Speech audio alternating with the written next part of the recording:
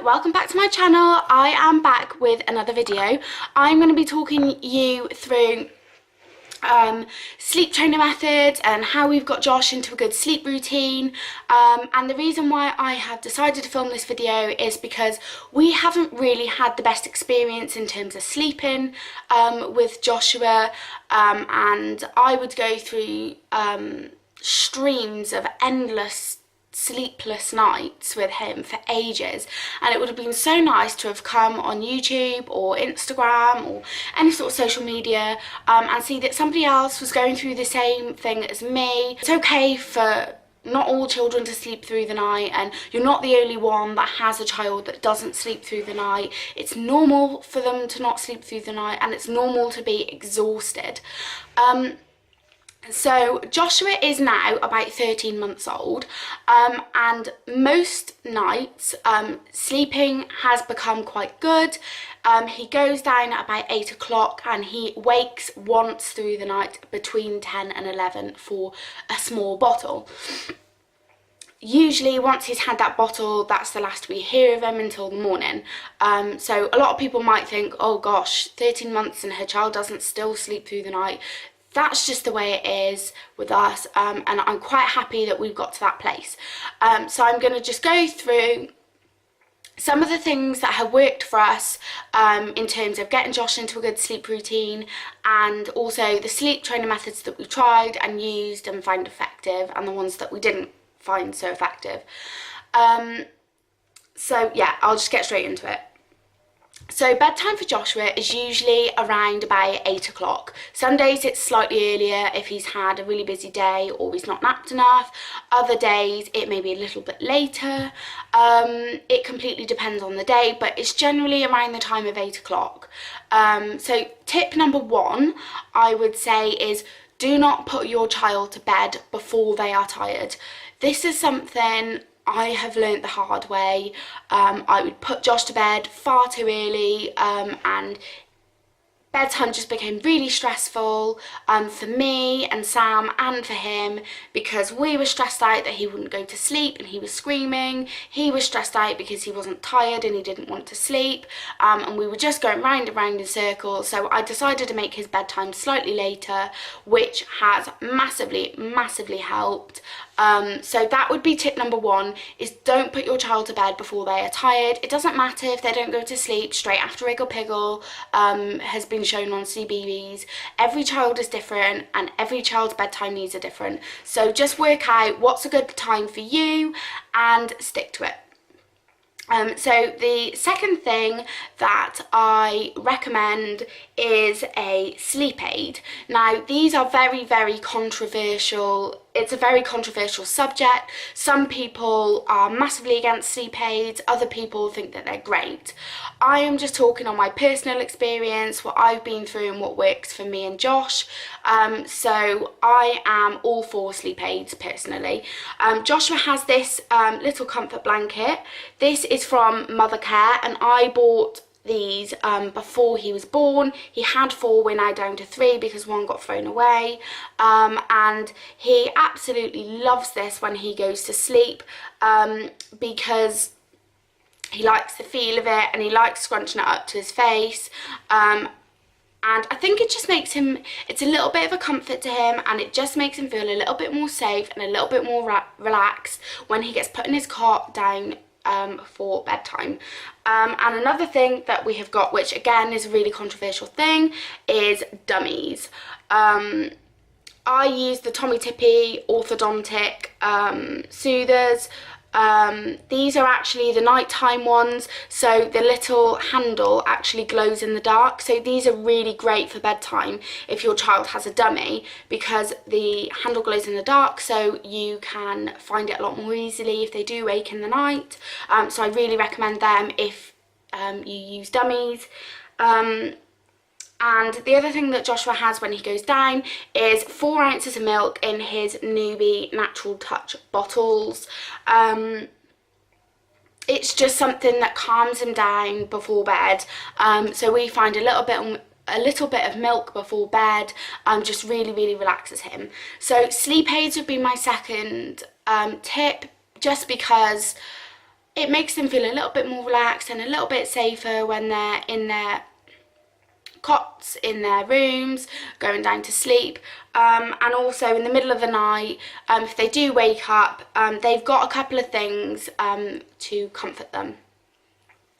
The third thing, well, before that actually, we do also, when Joshua goes down to sleep at night, along with those, he has got a grow clock that we switch on. He has got one of them night lights in the shape of an elephant, and it projects little coloured stars and moons onto the ceiling, which goes on every night. And he has one of the Fisher-Price, it's not a mobile, I can't remember what it's called, I will add it in for you. It's one of those like almost fabric things that goes over the side of the cot, and it's got pictures of the rainforest all over it, and it lights up and it plays music, and that I bought from TK Maxx ages ago, and that has been one of our holy grail products at sleep time. He absolutely loves it, and it plays lullabies for half an hour, which is really handy. So yeah, those are another few things that always go on at bedtime, which leads me on to my third point of implement quite a regular routine that is the same every night. So they start to familiarise themselves with certain things, and they start to realise that bedtime is coming because they're doing this and then they're doing that, which helps to wind them down, and prepare them for bedtime. They know bedtime is coming because the bedtime routine comes out. Another thing that I've implemented that I think has been really useful for us is that once I have given him his bottle, his dummy and his comforter, and I've switched all his lights and his music on, I leave the room, and I leave him to fall asleep on his own.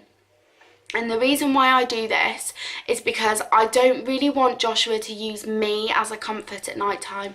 I don't want him to need me to fall asleep. So I just think if he goes to his grandparents' house or somebody comes and watches him, it's going to be an issue if he needs either me or Sam to settle down to sleep. So we have always made sure that we leave the room for him to fall asleep so that he is on his own, and he doesn't need one of us to help him to go to sleep. So that is a massive tip that I think has really worked well for us. Sorry, my throat's really dry. I need to take a sip of my coffee. So next I will move on to the sort of sleep training methods that we've used and tried, and the ones that we have found quite effective. So me and Sam tend to sway more towards the gentle parenting strategies, not because we are non-believers of cry out, but we have tried both strategies and we just feel that the whole cry out method really doesn't work for Joshua, it really doesn't work for us, and we just find the more gentle parenting strategies to be much better, and we've had much more positive results from that. Little disclaimer, I am not slating anybody that uses the cry out method or controlled crying as some people call it. If that is what works for you, then that is great. We have tried both to see what works best for us. The cry out doesn't, but I completely understand for people that it does work for, and that is great, and you literally just have to find what works best for you. So I just found with the whole control crying that Joshua got himself into such a state. He was so upset. And I think one of the only reasons I actually decided to try the cry out method was because I was so concerned. Joshua wasn't quite 12 months, but wasn't far off 12 months, and still not yet sleeping through the night. He wasn't hitting these certain milestones that he should be hitting. As a lot of you will know, social media is great these days, but also it can be your worst enemy, because all you see is, all you get is emails on your child should be sleeping through the night at 6 months, and by 8 months your child should be sleeping through the night, and people showing anecdotes and stuff of how their child is such great sleepers, and that is absolutely great, and I'm so happy for you that your child sleeps through the night. But it's not very often you come across something or somebody sorry, that opens up that their child still doesn't yet sleep through the night, and they haven't conformed to what society says they should be doing at that age. I can quite honestly say, personally, I absolutely hated it. It didn't work for us at all. Joshua got so upset. Like, so upset, and I've never ever heard him cry and scream like that before. And I vowed afterwards that never ever would I use the cry out method on him again, just because it just didn't work for us.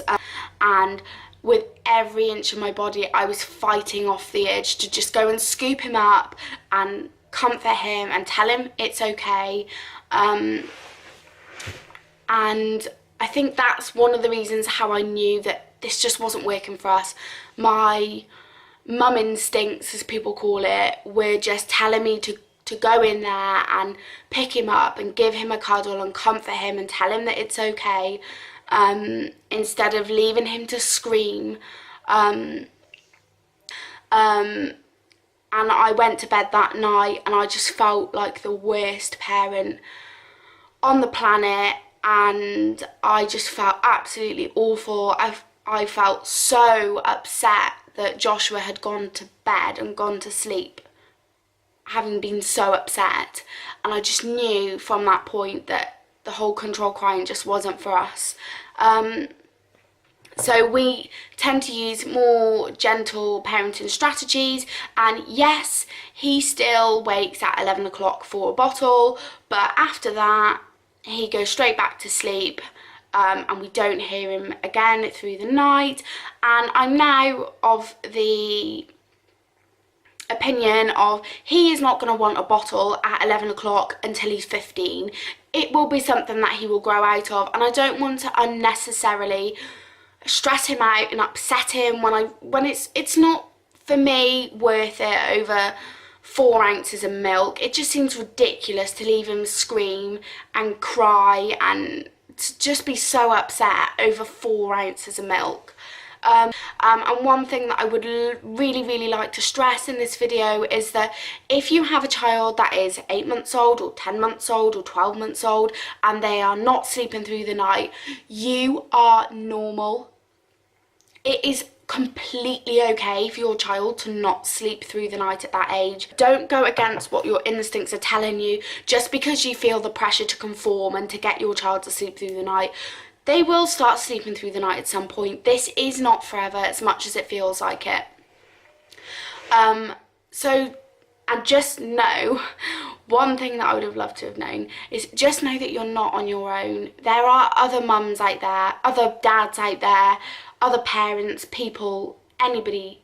There are other people out there that are going through the same thing as you, that has a child that doesn't sleep through the night, and it's horrible, and you're not expected to like it. You're not expected to feel fresh in the morning. Anyway, I'm babbling on now. I hope that a few of those little tips helps you out in some way into introducing a little bit of a better sleep routine, and I hope that it's helped a few of you guys out there that might have children that don't sleep through the night. Mine still doesn't sleep straight the way through the night, and he's over 12 months old now. So anyway, I will speak to you all again soon. If you like this video, please give it a thumbs up, like and subscribe, and let me know in the comments below anything else that you might like to see, and I will see you all again soon. Bye!